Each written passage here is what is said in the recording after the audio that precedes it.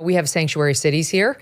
They're all Democrat run. They're all a disaster right now. They're all complaining about all the immigrants. It's like, well, gee, what do you talk about sugar? Needless to say, there's nothing close to that in Australia. No, there is not a sanctuary street. There is not a sanctuary cul-de-sac. There is not a sanctuary housing development. There is no legal territory in Australia that will give safe harbour to any of these people. There will be certainly sort of governments that lean a little more to the left that will try to find ways to increase the amount of support services or something like that. But the idea that you have, and again, this is the layers of idiocy here, where you have one part of the country fighting against another part of the country about the integrity of the border of the country is insane. These are people who are actively undermining their country. And isn't it amazing? Once the problem moves out of Texas, when it's on the front page of the New York papers, suddenly it's a real issue they want to deal with. But when it was out of sight, it was out of mind, and they could all sit around in dinner parties saying, come on in, just don't live next to me. Right. I mean, the best example, of course, is the Martha's Vineyard crew who, give us you're hungry, you're tired, you're poor. And then as soon as they got there, like, oh, God, get the hell out. And then when they didn't even stay on the ground for, I don't know, was it 48 hours, they actually had the nerve to say, we miss them. We're going to go visit them in the detention centers to which they've been. Sure, Jan. But again, sure. These are all the people who live in gated communities. The idea that the metaphor of how they choose to live is how your country should take care of itself, that is completely lost on them, shows you how empty-vesseled some of these people are, and their compassion is about as shallow as a thimble. So in a sanctuary city, if you are an illegal and you commit a crime, they will not call the feds. They might prosecute you for the crime. They might not. I mean, in New York, we've seen example after example where they don't. But they definitely will not call the feds if they see that there's a detainer on you. You were supposed to show up for your asylum hearing and you didn't, and now you're just roaming the country. So they're supposed to call ICE and say, yo, I found one for you. Come get him and deport him. They won't if it's in a sanctuary city. So what happens in Australia with somebody who's there on, like, quote, a bridging visa where they're trying to figure it out? It's like a temporary work visa or a student visa. If you commit a crime. Well, obviously, if you end up going to jail for a certain amount of time, and we're talking about the particularly serious cases, like say if that scenario of the people who set on the police officers in New York happened, well, firstly, you wouldn't be out of jail the next day. But secondly, if found guilty and sent to jail, then visa ripped up. And if you can be deported from the country the second that you leave prison, that's exactly what happens. We'll book a plane. We don't care what the seat is, what the airline is. And if we've got to have a private funded one, we'll do that too. But see you later, you're going home. They will spend money. You spend money in Australia on these illegal immigrants or these wannabe refugees / asylum seekers. It's not cheap, but you do it because of these principles. So it's, I mean, as I understand, it could be up to $250,000 per person to keep them at these offshore facilities. Yeah, look, it's the same cost as basically, I can't put it any other way, incarceration. I mean, in the same way that costs a certain amount per person, that's exactly what happens when it comes to these offshore processing centres.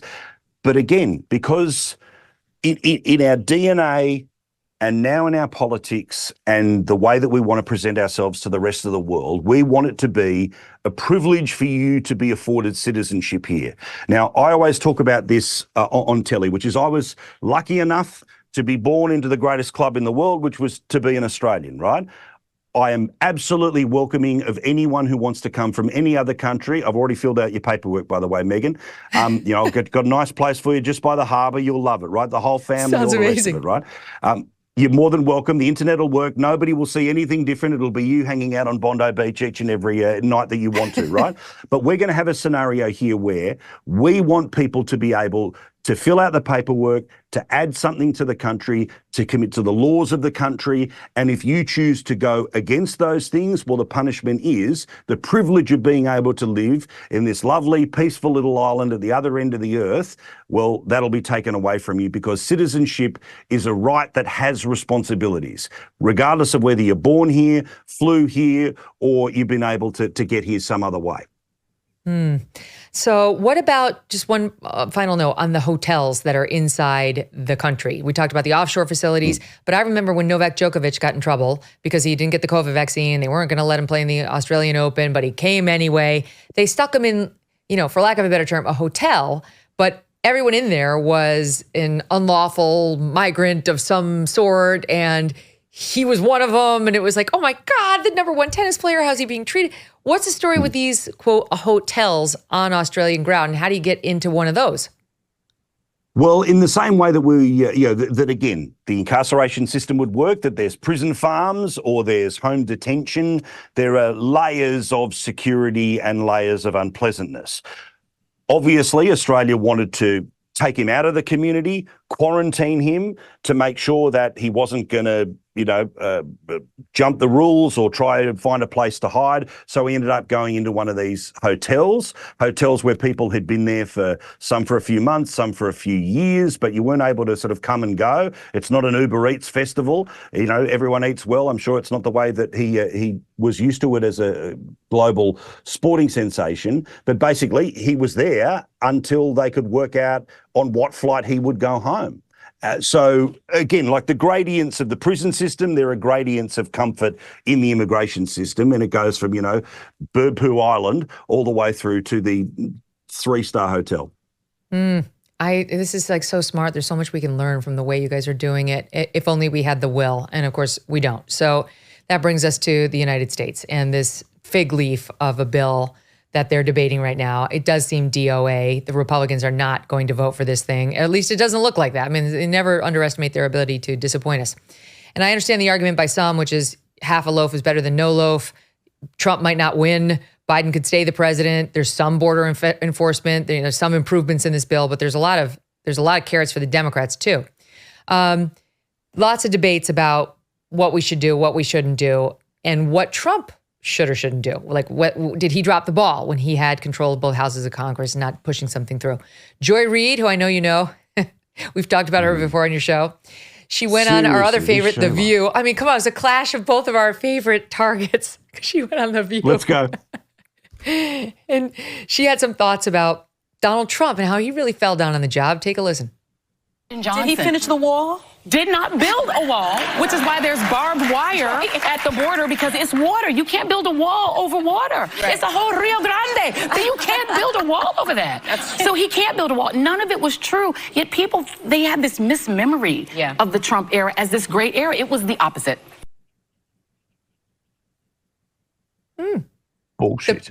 Trump was the problem, Paul. Trump was the problem. But of course, again, very selective memory, right? Which is this, she's out there pretending, Trump couldn't build the wall. Congress wouldn't fund it for the second 2 years. Now, very obviously, did he get it built in the 2 years where he had full control? No. But again, could you come up potentially with a system to have been, for all of that to be built in 2 years? Probably not. So it was a 4-year presidency with the plan of building the wall in as many places as possible. Well, if halfway through the Democrats turn around and don't give you money for it anymore, guess what doesn't get built? The freaking wall. Sorting through your expense tracking, estimated payments, and all those deductions is overwhelming. It might lead to a failure to file or failure to pay penalties that pile up on your tax debt. Here's an idea. The attorneys at Tax Network USA have been lifesavers for many. Their team has successfully saved clients over $1 billion in tax debts. Whether you're in the hole for 10 grand or staring at a $10 million debt, they are ready to help. Even if you haven't filed in 1, 5, or 10 years, the expert attorneys and tax pros at Tax Network USA are equipped to secure the best settlement for you and to help you resolve all tax cases no matter how they started. Go to tnusa.com/Megyn, tnusa.com/Megyn, or call 1-800-245-6000. Contact them now as these tax debt relief programs are expected to change. tnusa.com/Megyn, or call 1-800-245-6000 and tell them Megyn Kelly sent you. Hey, thanks so much for watching. If you like what you just saw, hit the subscribe button for more clips and full episodes.